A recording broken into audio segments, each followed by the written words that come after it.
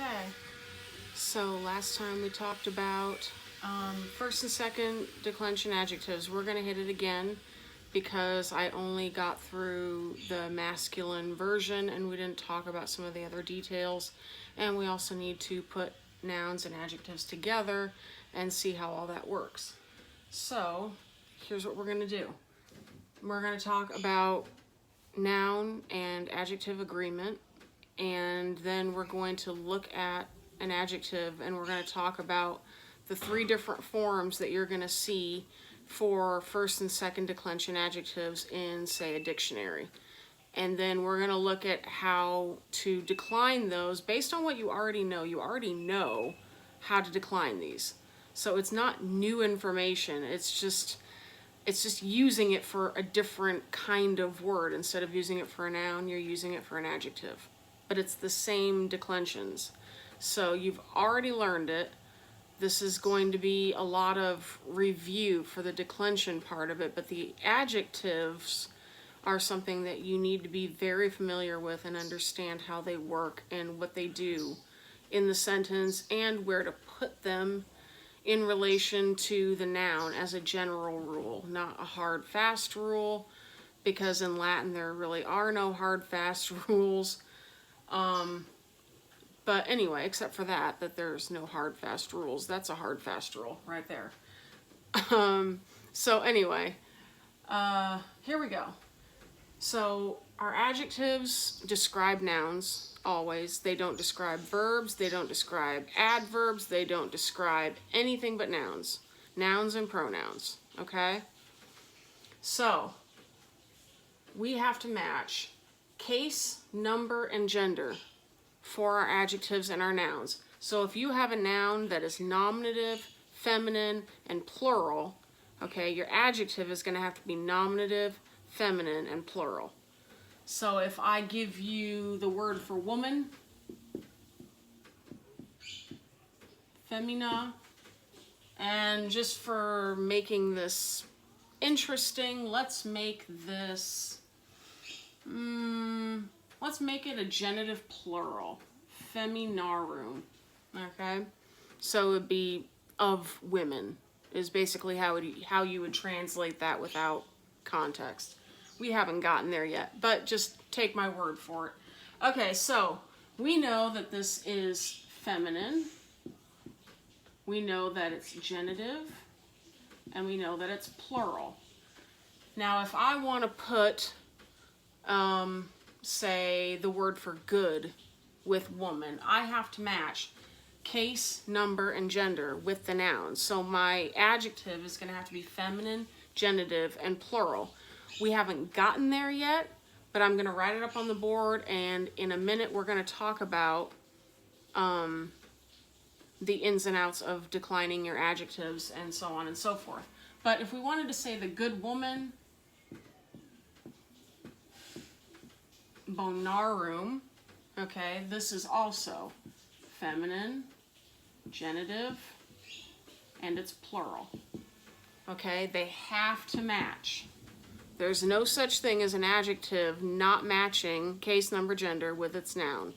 If you do that, then you're going to confuse the reader. The reader's not going to understand what the devil you're talking about, and you're going to be describing either nothing in the sentence or you're going to be describing the wrong thing in the sentence. Okay, so case, number, gender, they have to match.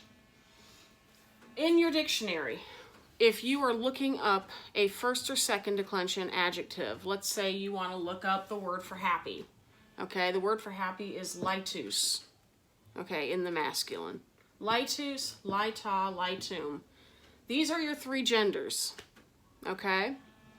So, depending on the noun, you're going to have to pick from one of these genders. Okay, if your noun is neuter, then you're over here in the neuter section. Okay? If your noun is feminine, you're right here in the middle. And if your noun is masculine, you're over here. Okay? Now, sometimes your endings will match, okay? Sometimes they'll be exactly the same. If you have a first declension noun that's feminine and you put it with a feminine first declension adjective, your endings are going to match. Okay, they're going to be the exact same endings for both words. However, I'm going to show you that's not always the case, and you have to be careful. Okay, you really have to be careful. Don't get in the habit of saying, well, the endings are going to match. I've seen textbooks tell you that, and it's wrong. It just sets students up for failure and confusion. Don't fall into that trap. Don't get lazy. You have to think through it before you write something down. Okay? This is not an exercise for people who don't want to think. So, here we go. We already know how to do the masculine version. Okay? We did that the last time. This is the feminine version. This is going to follow your first declension noun declensions. Okay? It's going to follow the same pattern that we did with first declension nouns. Okay? That's all this is. It's a first declension, which hopefully you already know. If you know how to do puella, you know how to do this. Okay? It's going to be laita, laitai for the genitive singular. You're going to find your stem by taking the AE off, just like we did for puella. I think that was the word we used. Okay? So, this is your feminine form. If you wanted to say happy girl, okay? Here is the not so hard and not so fast rule. Typically, at least for the beginning Latin student, your adjective should come before your noun. Or I'm sorry, after your noun. That's English. Not before. We say the White House, okay? If a house is white, we say the White House. Well, in Latin, they say the house, white. Okay, so it's just the opposite of English. So if we wanted to say happy girl, it's going to be puella laita. This is not a hard, fast rule, okay? You will see plenty of times where not only does the adjective not come after the noun, but it's separated from the noun by several different words. The more advanced you get, the more you're going to realize that you spend all your time breaking these rules. There are some rules you won't break, but this is a rule that you'll probably break. Lord knows the authors in Latin broke it. So anyway, notice we have matching case, number, gender. If we assume this is nominative, singular, and we know that it's feminine because it's girl, and girl is a female creature, okay? This is also going to be nominative, singular, feminine, okay? Now, the endings match. All right, happy day. I'm going to show you an example where they don't match, okay? So hang in there with me. I'm going to use my sleeve because I forgot to get a... All right, my clothing has been through worse, so this is the least of its problems. All right, so here's an example of where the endings are not going to match, okay? You can have a second declension noun and a second declension adjective, and they ain't going to match. All right, so here we go. Watch this. If we did puer and we wanted to say the good boy, okay? The word for good, by the way, is bonus. Bona. Bonum. Oh, that was horrible handwriting. If you can even read that, that's amazing. You didn't realize you were taking Sanskrit, did ya? All right. So, puer, the word for boy. Let's say we want to say good boy. Good boy. All right. Here's your adjective. Bonus. The endings don't match. Okay?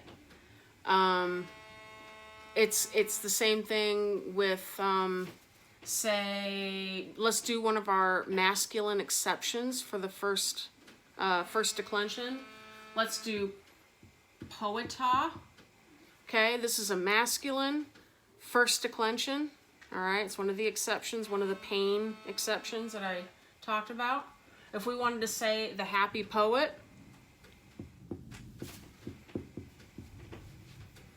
okay, not the same. So, like I said, don't fall into the trap of thinking, oh, the endings are going to match. They won't always match. Sometimes they will, but not always. Also, you can have a third declension noun go with a first declension adjective. I could say the good tree, okay? Arbor, we talked about arbor a couple lessons ago, the word for tree. If I want to call it a good tree, I know that arbor is nominative. And do you remember the gender? Feminine. Okay, feminine. This is singular, one tree. All right, so if I want to say good tree, it's going to be bona. Feminine, nominative, singular. And the endings don't match. They're not even in the same family, okay? They're not even in the same declension. So they can't match.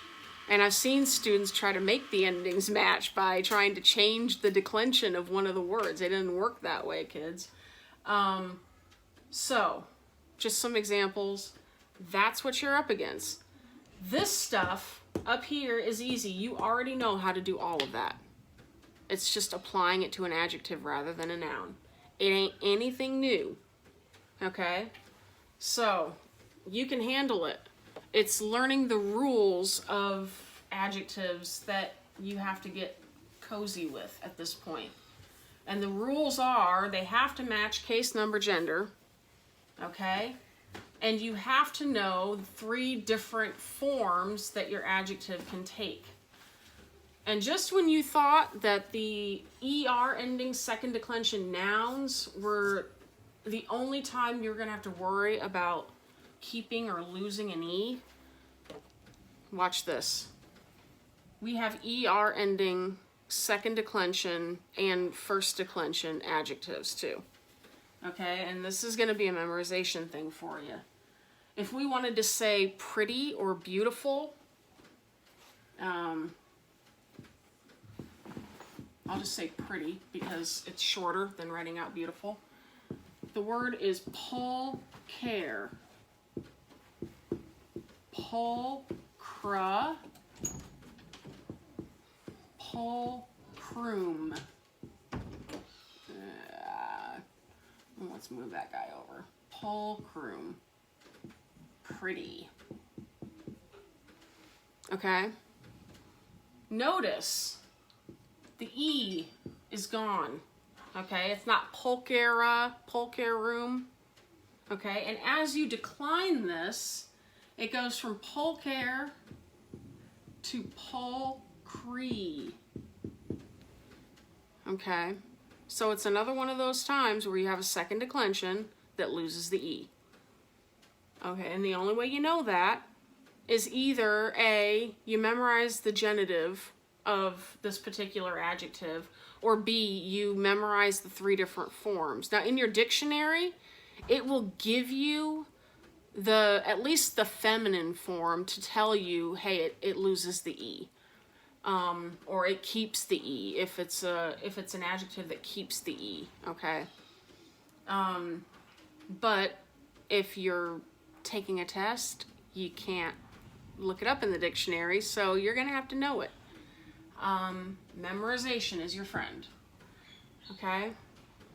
So, for homework, I don't think I've given any homework in the last 2 videos. Last time, if I recall correctly, my phone was on the verge of dying. This time I was a little wiser and actually had my phone charged up fairly well. Okay, let's do a little homework for this time around. Let's just do some simple noun and adjective matching games, okay? I'm going to give you the English and I want you to put it into Latin, okay? And I'm going to give you some vocab on the side so that you don't have to look all these words up if you're a newbie, or if I'm using different vocab than what's in your textbook or whatever. Here you go. Okay, so here's your vocab that I want you to work with. Okay. Albus, alba, album.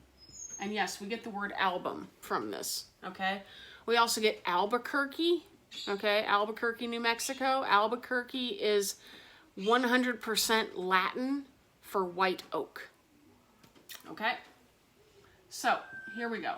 This is white. Your word for white. Okay, it's my Latin teacher, my first year in Latin, had us translate something about the Beatles into Latin, and he had the White Album, and so it was album. Anyway, whatever. I'm not a Beatles kind of person, so whatever. But for those of you who are really into the Beatles, now you know that the White Album in Latin is album. All right, moving on. Let's do fidus, fida, fidum. We get words like fidelity, okay? Infidel. We get words like, fiduciary, if you like fun words like that, okay? This means faithful. Semper Fi, if you see Semper Fi, that's always faithful, okay? It's shortened for faithful. It's semper, always, in Latin, and then fi is a short for fidus. Okay. Let's do magnus. Magnus, magna, magnum. Okay, this is the word for great. Large. If someone is magnanimous, they have a big heart. Okay, somebody who does something that's magnanimous. It's something that you would say came from a person who had a really big heart. Okay, you know, saving a child from drowning, or rescuing somebody from a burning building, or, you know, fighting in a really bloody battle for a good cause. Okay, magnanimous. So anyway, magnus means great or large. I'm looking at my little list of vocabulary that I wanted to choose from. Yeah. Let's do this one because it's fun.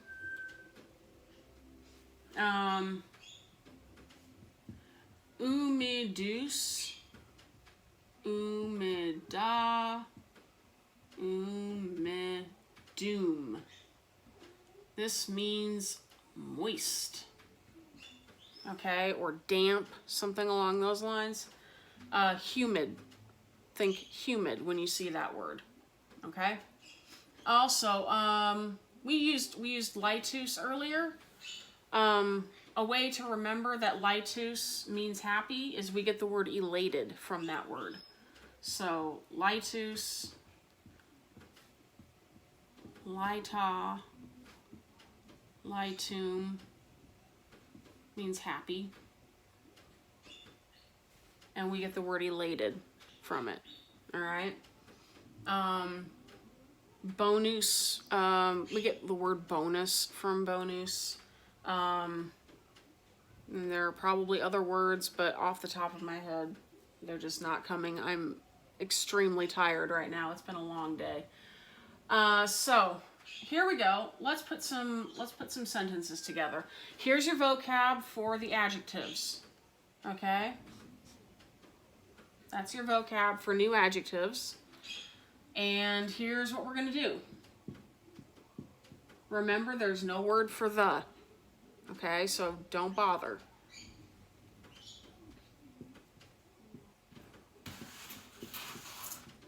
All of these are going to be in the nominative.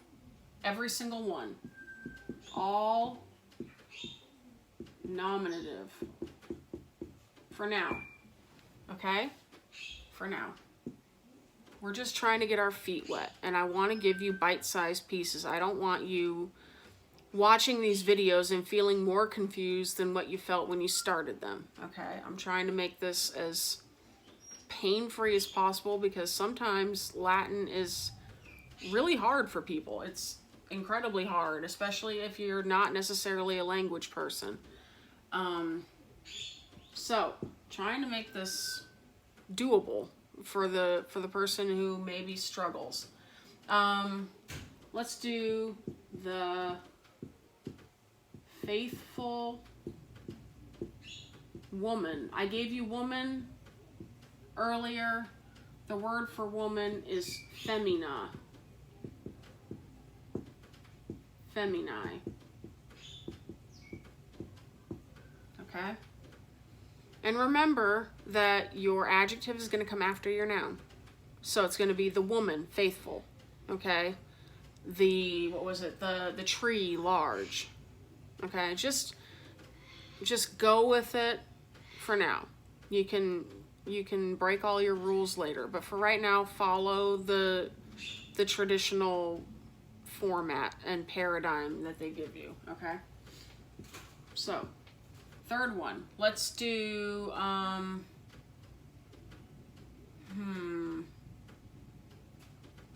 let's do the moist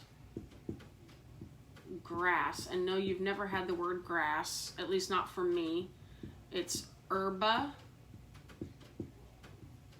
herbae, and it's feminine. Okay? It's feminine. It's a first declension and it is feminine. All right. Plants tend to be feminine. There are some exceptions, but plants tend to be feminine. It's just the way the ancients thought of things like that. Bridges and stuff tended to be masculine. It might be kind of cliched if you think about it, but that's kind of the way they thought of it. You know, big, strong bridge holds the world up. It's masculine, of course, right? Because, you know, there can't be a woman who's strong or anything like that, right? So anyway, all right, my feminist moment is over. I'm not really all that big into feminism, but there was my moment. All right, let's do the happy child.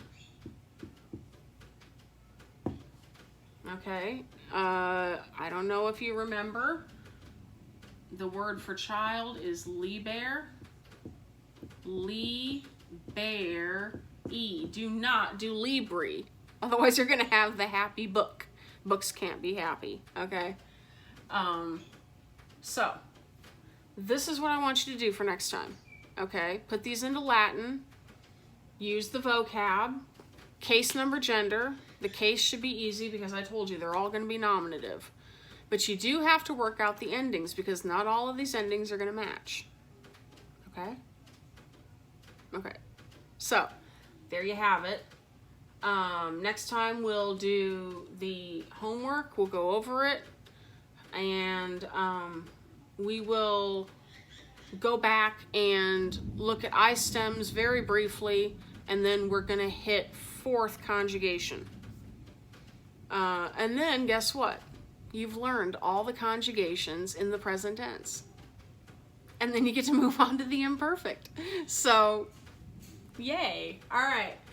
So it doesn't end. It never ends. You're always going to be learning something. All right. So there you have it. Keep working. Keep plugging away at it. You can leave questions or comments in the comment box below. Let me know that you're watching. If you are some sort of dedicated follower now, let me know, because otherwise, I mean, I know how many views it gets, but it's nice to know if somebody's like really getting something out of this. It's just a little pat on the back or something to keep me motivated.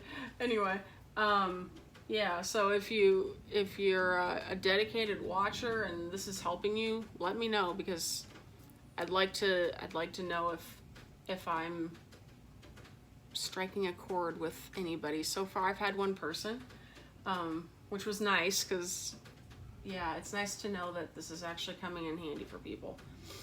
All right, I will see you next time. Bye.